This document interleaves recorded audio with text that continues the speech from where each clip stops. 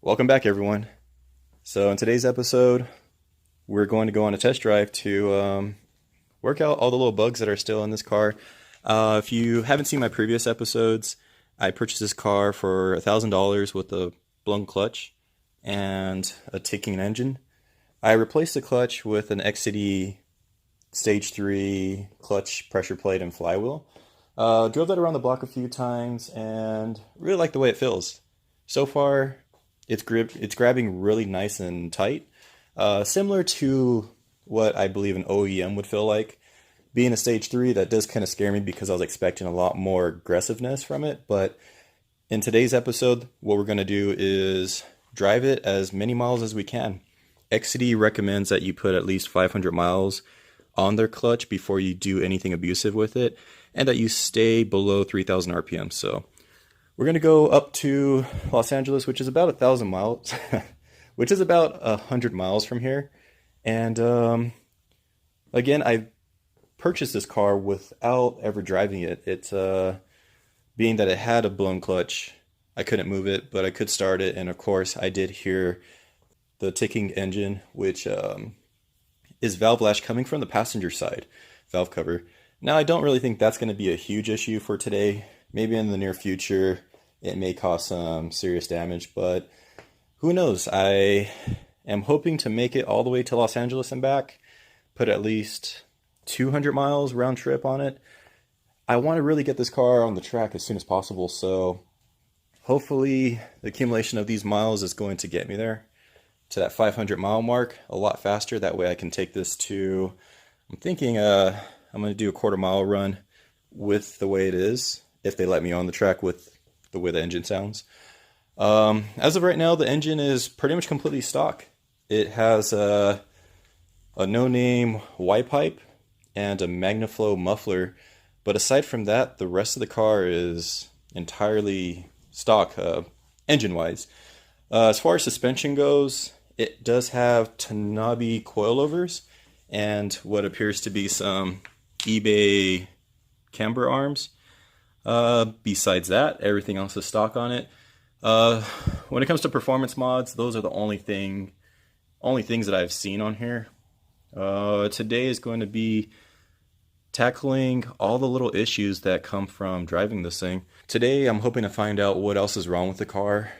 With about a 200-mile round trip, I should be able to find out what exactly I need to replace and do in the future as far as maintenance-wise, and to get this thing ready to go on the track.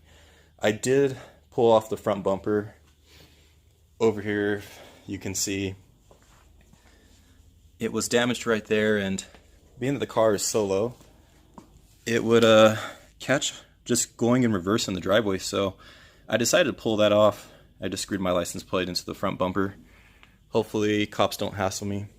I have not cleaned the car since the day I purchased it, so it's very dirty. As you can see, there's a ton of dirt on it. It doesn't matter though. The car sounds like crap, it looks like crap, so it's just a little beater, something to have fun in. I do have my GoPro mount right here. This thing right here is one of the original GoPros, the GoPro Hero. Back in 2004, 2005, I believe, I was given this as a gift, and I never used it. Today is actually going to be the first time I use it, so being that it's so old, I don't expect the picture quality to be that great, but I figure I might as well use it since I have it. So I'm going to mount it on the top of the car, and I think this thing just slides in pretty easily. Never used one of these before, so aside from connecting it up the first time, it does have some play in it. So the footage, I don't expect the footage to be anything great, but maybe it'll give me some good shots. Aside from that, I have my other GoPro mount right here.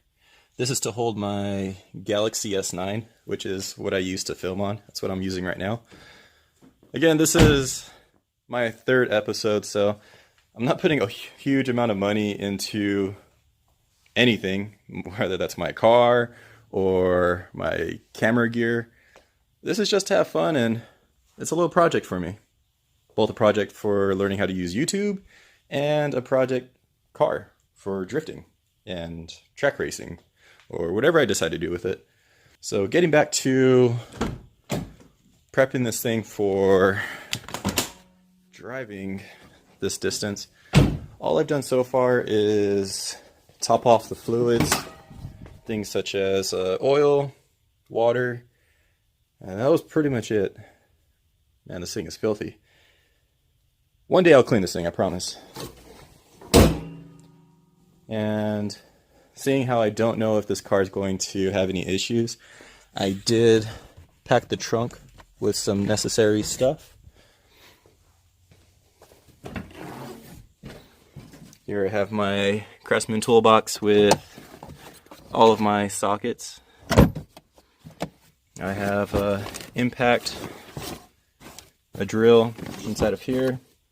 I have my code reader, some jumper cables. Here is a jack. I have a few miscellaneous things inside of here, duct tape, zip ties.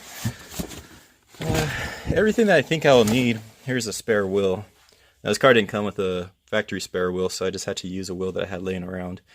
But that should work in the case that I have a blown tire or a leaking tire.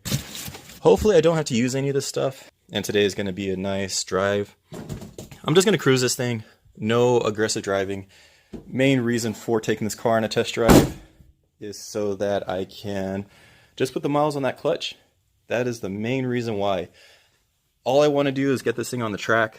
So if I can put 500 miles on it today, I definitely will. And in worst case scenario, if something happens and I can't fix it while I'm driving, I'll just have it towed back home. Alright, well, now that everything is mounted up, I have the GoPro up on top. I'm going to put this camera in its spot. Everything's ready. Let's take a look at the mileage that we currently have on this engine. So after installing the clutch, I drove it around the neighborhood. Looks like I put about 7.9 miles on it. And after I get back home, I'll show you how many miles I put on it. Again, hopefully I can get to that 500 mile mark. If not, then I'll take another road trip in the near future. There is a drift event coming up in the next couple of weeks that I'd like to attend. Don't know if I'll make it, but if there are no issues with this car, if I can get the clutch broken in and make it to that event, I definitely will. I'll film it for you guys and show you guys what this car can do.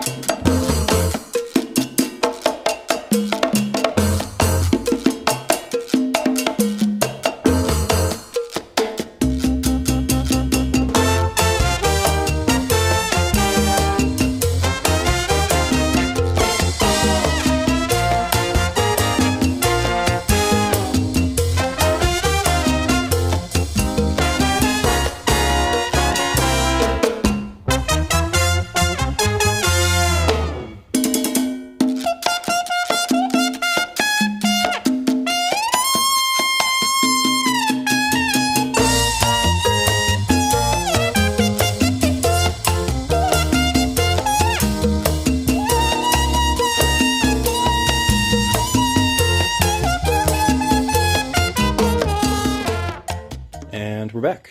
Now, I meant to record this video the day after I took the road trip to Los Angeles.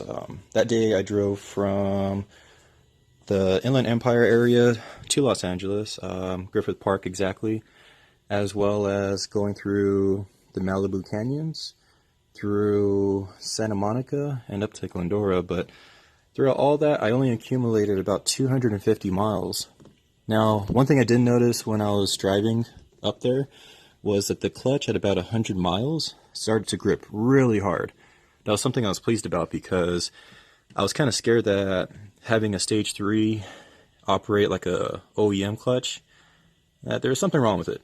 Now, I'm not saying there's nothing wrong with the cheap eBay clutch that I went with, but it seems to perform pretty well, a lot better than I was expecting. So now it actually does feel like a stage 3. In traffic, it does chatter quite a bit, but it grips really, really hard. So I'm pretty pleased with that. Now, I have been driving this car for the last week as my daily driver, and I did put 522 miles on it. During that time, I noticed a few things. Actually, during the first 50 miles, I noticed a few things. One of those things was that I needed to bleed the clutch. I made a list here. As I was driving, I've noticed that going into first and second gear could be pretty difficult at times, especially if I let the car cool down, and after I'd started up again, it would be kind of hard getting into first and second gear. That's where I really noticed it, a few times third and fourth. But after I bled the clutch, which is something I did within the last few days, it went away. Now it goes into gear nice and smooth, operates fine, and outside of that, the other things that I noticed that were wrong with the car on this list, I have inspect e-brake. The reason why I say that is because I don't know if the cable is stretched out on the e-brake, but this right here is where the e-brake grabs, and anything below this, the car's starting to roll forward. So I don't know if it is the cable that's stretched out or if the brake shoes have to be adjusted, but that is definitely something I need to tackle before I go drifting, because I'm going to try to use this to initiate some drifts. Let's see. The other thing is replace the climate control. So this thing right here goes crazy. These little LED lights, when I turn them on or while I'm driving, they flicker like crazy. For some reason it's not doing it right now, but I do have another one of these units, so I'll just swap it out, see if that fixes the problem. And my third brake light. My third brake light has LEDs in it, and 90% of it doesn't work. So to avoid getting pulled over by the cops, I definitely want to have that working.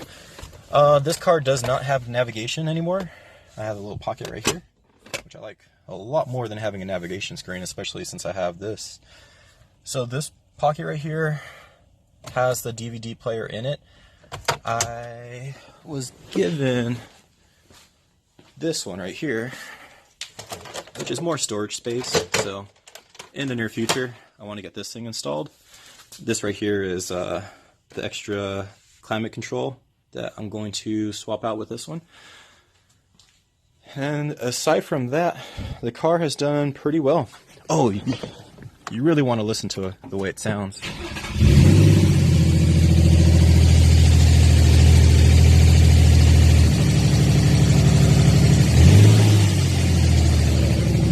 Yep, sounds the same. Which to me that's good, because it didn't get any worse. Means that potentially I can abuse this thing and it will not get any worse than that. That's wishful thinking, but we'll see.